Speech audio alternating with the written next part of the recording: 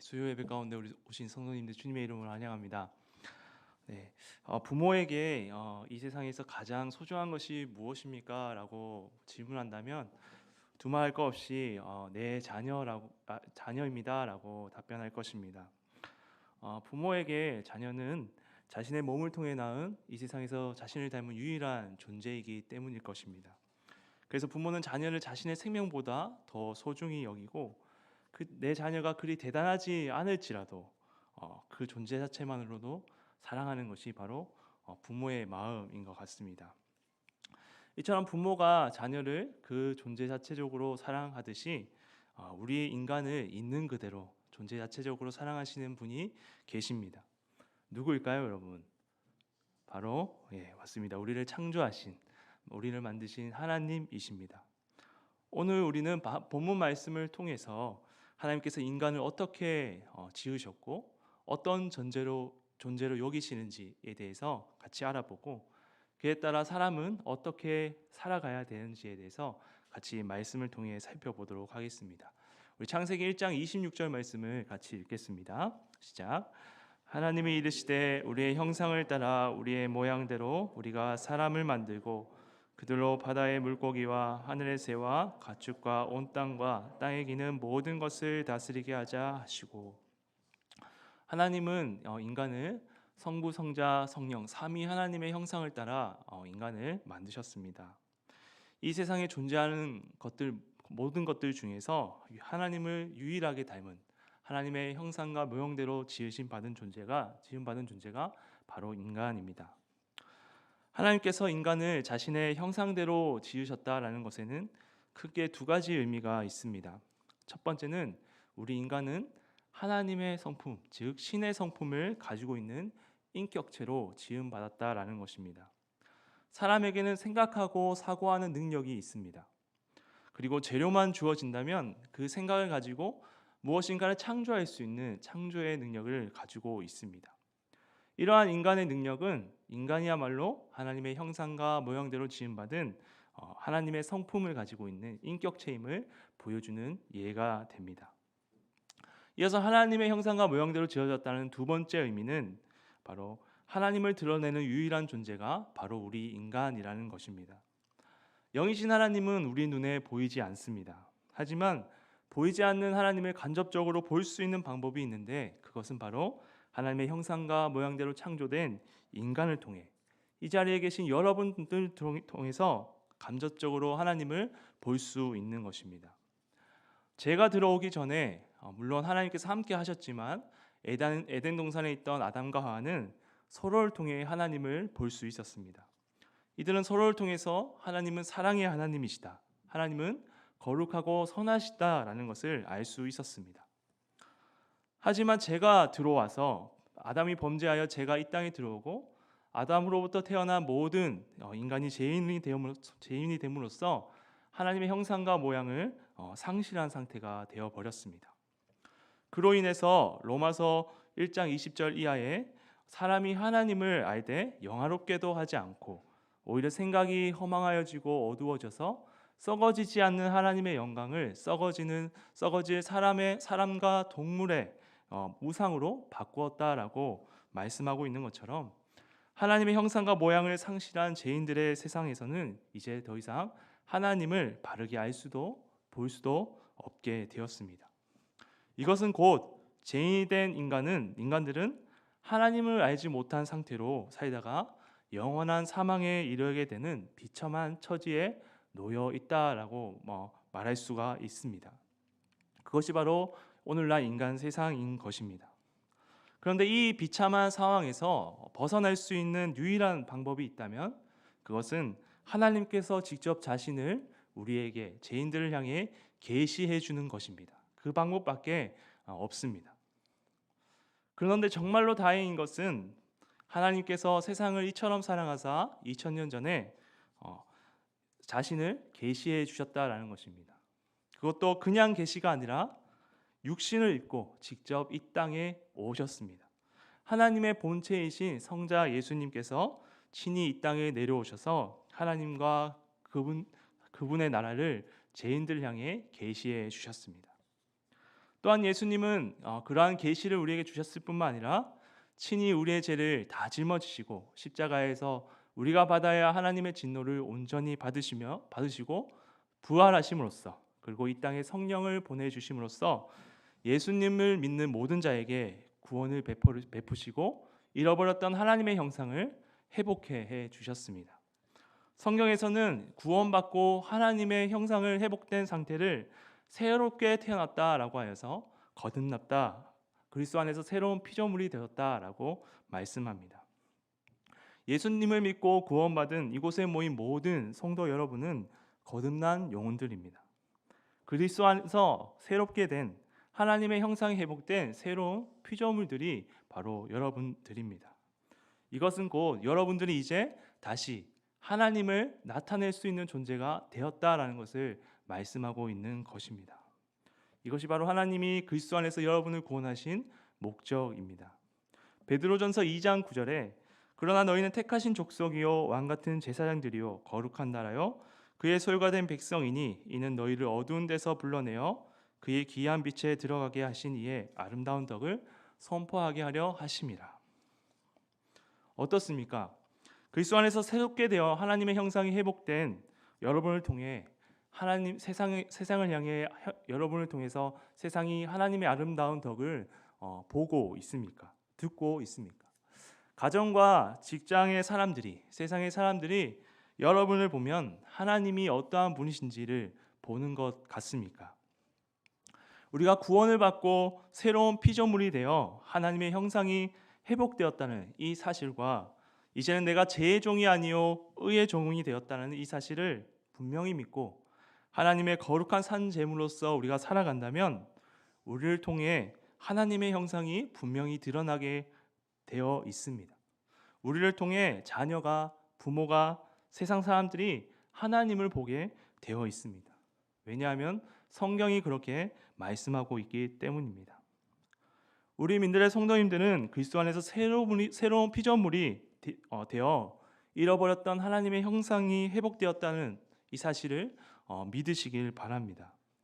그래서 이제는 죄의 종이 아닌 의의 종이 되어 하나님께 거룩한 산 제물로 삶을 사셔서 세상 속에서 하나님의 영광을 드러내는, 하나님의 인간을 자신의 형상과 모형대로 만드신 그 목적대로 살아가시는 우리 성도님들이 다 되시길 바랍니다. 오늘 크게 두 번째로 우리가 하나님의 형상과 모양대로 지음받았다는 사실은 우리가 살아가는 데 있어서, 우리가 행동하는 데 있어서 주의해야 할 점이 있다는 것을 우리에게 말해줍니다. 그 주의해야 할 점은 바로 내 옆에 있는 사람, 내가 만나는 사람을 함부로 대해서는 안 된다라는 것입니다. 왜냐하면 나만 하나님과 형상과 모양대로 창조받은 것이 아니죠. 내가 만나는 모든 사람들이 하나님의 형상과 모양대로 창조받았습니다. 그래서 하나님께 모두가 존귀한 자들입니다. 복음서를 보면 주님께서 99마리의 양을 들에 놔두시고 잃어버린 양을 찾으러 가시는 이야기가 나옵니다. 그만큼 아직 구원받지 못한 자일지라도 인간은 기본적으로 하나님의 형상과 모양대로 형상을 가지고 있기 때문에 하나님은 모든 사람을 존귀하게 여기십니다. 그런 존귀한 존재들, 하나님께 존귀한 존재들을 욕하고 괴롭히고 함부로 대한다. 이것은 사람을 향한 공격이기 전에 하나님의 형상에 대한 공격이고 하나님을 향해 도전장을 내미는 것과 같은 것입니다. 창세기 4장에는 가인의 살인 이야기가 등장합니다. 그는 하나님께서 자신의 재물을 받지 않고 동생의 재물을 받는 것에 대하여 분노하여 동생 아벨을 돌로 쳐 죽였습니다. 이 가인의 살인 행동은 단순히 동생 아벨만을 죽인 것이 아니라 그 살인 행위 안에는 하나님을 향한 분노가 포함되어 있습니다. 즉 가인은 하나님의 형상인 동생을 죽임으로써 하나님을 향해 공격을 한 것입니다. 그 결과 하나님께서 가인에게 어떻게 하셨습니까? 가인은 땅으로부터 아무런 소초를 얻을 수 없고 하나님부터 버림받아 땅을 유리하는 그런 어마한 벌을 받게 되었습니다. 동생을 죽이고 하나님의 형상을 공격한 대가를 가인이 받은 것입니다. 이처럼 하나님은 사람이 하나님의 형상인 다른 사람을 공격하는 것을 싫어하실 뿐만 아니라 다른 사람을 향한 공격을 자신을 향한 공격으로 여기시고 노하시는 분이 바로 하나님이시다는 것을 우리는 알아야 합니다. 우리 성도님께서는 자신이 만나는 모든 사람, 심지어 나를 괴롭히는 사람이라 할지라도 그들은 하나님의 형상대로 지음받은 하나님께 존귀한 존재들임을 알고 만나는 한 사람 한 사람을 소중히 여기고 사랑하시길 바랍니다. 욕하고 괴롭혀서 하나님을 대적하는 일이 없기를 바랍니다. 오늘 마지막으로 하나님은 인간을 지으시고 임무를 부여해 주셨습니다. 우리 28절 말씀을 같이 읽겠습니다. 하나님이 그들에게 복을 주시며 그들에게 이르시되 생육하고 번성하여 땅에 충만하라. 땅을 정복하라. 바다의 고기와 공중의 새와 땅에 움직이는 모든 생물을 다스리라 하시니라. 하나님께서 인간에게 부여하신 임무는 땅을 정복하고 모든 생물들을 땅에 충만하고 땅을 정복하고 모든 생물을 다스리라는 것입니다. 먼저 충만하라라는 것은 서로 사랑하여 자손들을 낳으라는 말씀입니다. 따라서 이 충만하라라는 이 말씀 속에는 임무 속에는 서로 사랑하라라는 의미가 담겨져 있습니다. 시내산에서 하나님께서 이스라엘 백성에게 십계명을 주셨을 때 그 십계명의 핵심도 하나님의 사랑, 이웃 사랑이었습니다. 이처럼 사람에게는 미워하는 의무가 있는 것이 아니라 서로 사랑해야 하는 의무가 창조부터 있었던 것입니다. 그리고 하나님은 인간에게 다스리고 정복하고 다스리라는 임무를 주셨는데 이 임무에 대해서 좀 더 무게를 두고 살펴보도록 하겠습니다. 이 정복하고 다스리라는 임무는 하나님께서 창조하신 것을 다스리라는 의미로서 하나님께서 인간을 자신의 대리 통치권자로 세우셨음을 보여주는 말씀입니다. 하나님은 우리 인간을 자신의 형상과 모양대로 지으셨을 뿐만 아니라 하나님의 대리 통치권자로 삼으셨습니다. 그만큼 우리가 하나님께 굉장히 소중하고 중요한 존재라는 것입니다. 한 큰 기업의 회장이 멀리 긴 시간 출장을 떠난다고 생각해 봅시다. 회장은 출장을 떠나기 전에 자신을 대신하여 기업을 운영할 대신할 사람을 세울 것입니다. 여러분, 회장이 어떤 사람을 세우겠습니까? 자신이 가장 신뢰할 만한 사람, 이 회사가 돌아가는 것을 가장 잘하는 사람을 세우지 않겠습니까? 그래서 이 회장에게 있어서 자신의 일을 대신할 사람은 굉장히 중요한 사람이죠.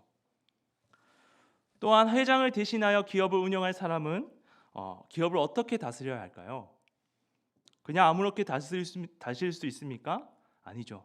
회장이 내려준 방침대로 기업을 운영해야 합니다. 이와 같이 하나님의 대리 통치권자인 인간도 하나님의 말씀대로 하나님이 세우신 질서 안에서 세상을 다스려야 합니다. 따라서 여기 있는 모든 우리 성도님들이 하나님의 뜻을 따라 세상을 다스리는 하나님의 대리 통치권자로서 여러분들이 하나님께 얼마나 귀하고 소중한 존재인지 모릅니다. 여러분 자신이 이러한 존재성을 하나님이 여러분에게 이러한 존재를 부여하셨다는 것을 알고 계셨습니까? 그런데 죄로 타락한 이 세상과 인간은 왜곡되어서 인간이 하나님의 대리 통치권자로서 그 존재 자체로 하나님께 귀하고 소중한 존재임에도 불구하고 자꾸 남들보다 무엇을 더 가져야 더 높은 자리에 도달해야지만 자신의 존재성이 드러나고 자신의 존재를 인정받는다라고 생각합니다. 그리고 그와 똑같은 방식으로 다른 사람들을 대하고 평가합니다. 이것은 분명히 말씀하지만 하나님이 원하시는 모습이 아닙니다. 이것은 죄로 인하여 왜곡된 죄인들이 만들어낸 가치관입니다. 여러분은 뭐 안 가져도 세상이 요구하는 어떤 기준에 도달하지 못해도 그 자체로 하나님께 귀하고 위대한 존재들입니다. 이 사실을 증명해 주는 것이 바로 예수 그리스도의 십자가 대속입니다. 여러분, 예수님이 부자만을 위해서 십자가를 지셨습니까? 여러분, 예수님이 세상에서 유명한 사람을 위해서 십자가를 지셨습니까? 성경이 어떻게 말씀하고 있습니까? 내가 땅에서 들리면 모든 사람을 내게로 이끌겠노라 하시니. 우리가 생각하건대 한 사람이 모든 사람을 대신하여 죽었은즉 모든 사람이 죽은 것이라. 그가 모든 사람을 대신하여 죽으심은 살아있는 자들로 하여금 다시는 그들 자신을 위하여 살지 않고 오직 그들을 대신하여 죽었다가 다시 살아나신 이를 위하여 살게 하려 함이라. 그가 모든 사람을 위하여 자기를 대속물로 주셨으니 기약이 이르러 주신 증거니라. 이처럼 성경은 거듭 예수께서 모든 사람을 위하여 죽으셨다라고 말씀하고 있습니다. 예수님은 가난하든 부하든 지위가 높고 낮든 상관없이 모든 죄인들을 대속하기 위해 낮고 낮은 이 땅에 오셔서 십자가에서 하나님의 진노를 온전히 받으셨다라고 말씀하고 있습니다. 따라서 여러분, 나는 못 가졌기 때문에 덜 중요해라고 생각하지 마시길 바랍니다. 또한 다른 사람들도 그와 같이 대하시지 마시길 바랍니다. 그것은 하나님께서 굉장히 마음 아파하시는 것이고 예수 그리스도의 핏값에 합당치 않은 모습인 것입니다. 여러분 모두는 하나님의 형상과 모양대로 지음받은 하나님의 대리통치권자로서 하나님의 자신의 사랑하는 독생자도 아끼질 만큼 희생시킬 만큼 그렇게 하나님께 소중한 존재가 바로 여러분인 것입니다. 그리고 예수님은 십자가 구원을 통해 우리를 거듭나게 하심으로써 앞서 읽은 베드로 2장 9절 말씀과 같이 우리 죄인을 왕같은 제사장으로 다시 세워주셨습니다. 그래서 구원받은 여러분들은 세상 가운데 왕같은 제사장이고 하나님의 대리통치권자입니다. 예수 그리스도 안에서 그것이 여러분이 회복된 것입니다. 사랑하는 성도 여러분, 하나님의 대리통치권자로서 왕같은 제사장으로서 이제는 하나님의 뜻을 따라 지혜롭게, 선하게, 그리고 당당하게 사시는 여러분들이 되기를 바랍니다. 그것이 하나님이 지으신 목적대로 사는 것이요 구원받은 자가 가져야 할 합당한 삶의 자세인 것입니다. 말씀을 마치겠습니다. 여러분은 하나님의 형상이며 하나님의 대리통치권자들입니다. 왕같은 제사장들입니다. 그리스도 안에서 그리스도의 고귀한 피로 여러분은 새로운 피조물이 되었고 창조 때 부여받은 하나님의 형상과 대리통치권자는 정체성이 이제 여러분에게 완전히 회복되었습니다. 이 사실에 대한 분명한 믿음을 가지고 이 세상에 나가 세상이 세운 기준에 주눅들지 말고 하나님의 형상으로서 대리통치권자로서 하나님의 말씀 안에서 당당하게 살아가시길 바랍니다. 세상은 오히려 세상과 타협하며 사는 그리스도인이 아니라 세상이 가하는 힘 앞에서도 역행하며 하나님의 뜻대로 사는 그리스도를 통해 하나님을 보게 됩니다. 이와 같은 삶을 사셔서 세상으로 하여금 하나님을 주목하게 만드시는 여러분들 모두가 다 되시길 바랍니다.